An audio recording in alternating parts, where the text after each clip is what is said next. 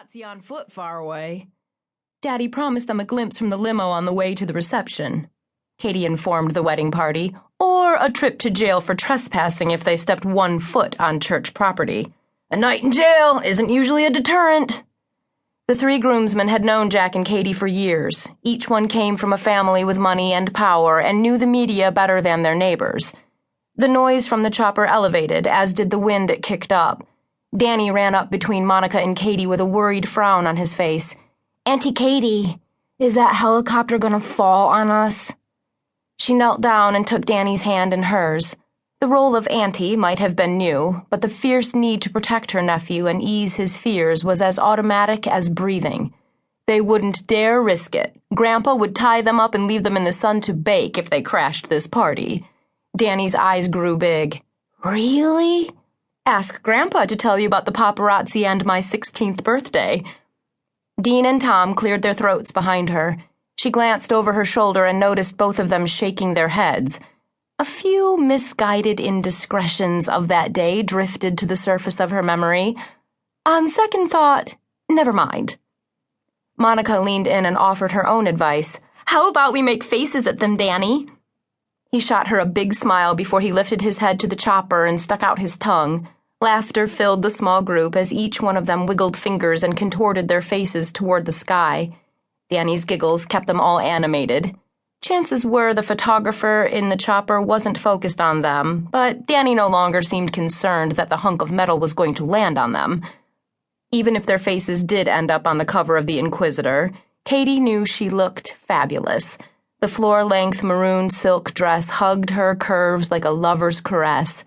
Lorenzo, the designer, had taken all 3 of the women in the bridal party into his studio and crafted identical dresses to work perfectly for each of their shapes. How he did it was a mystery. Not that he had to work around anything impossible.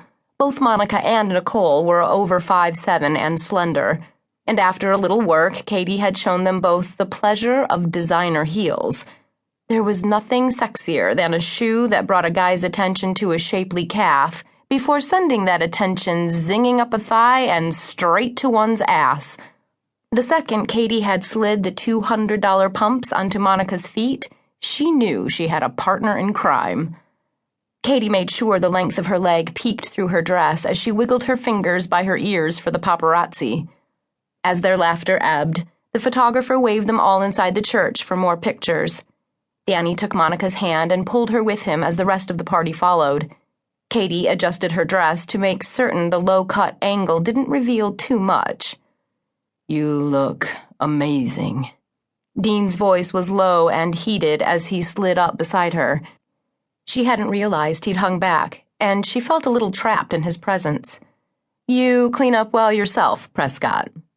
Boy, did he clean up. He brushed his dusty blonde hair that always seemed a little long, but at the same time perfectly right, out of his eyes. His Texas drawl reminded her of home. She'd worked hard to rid herself of her accent when she was younger, thinking it made her sound stupid. Blonde and rich labeled her as dumb, which she fought for some time. It wouldn't have mattered if she'd become a doctor or a rocket scientist.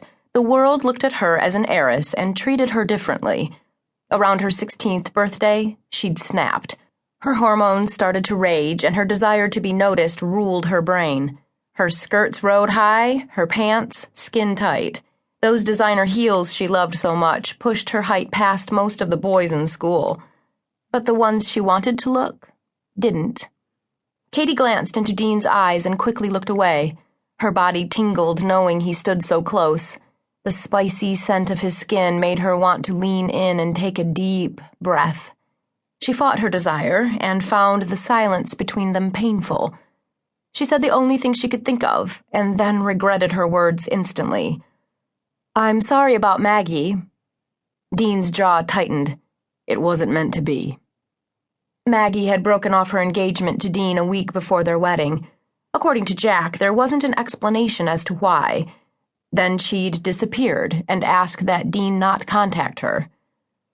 "It must have been hard for you, watching Jack and Jessie." Lord knew if she'd been snubbed that close to matrimony, she'd never go to another wedding again.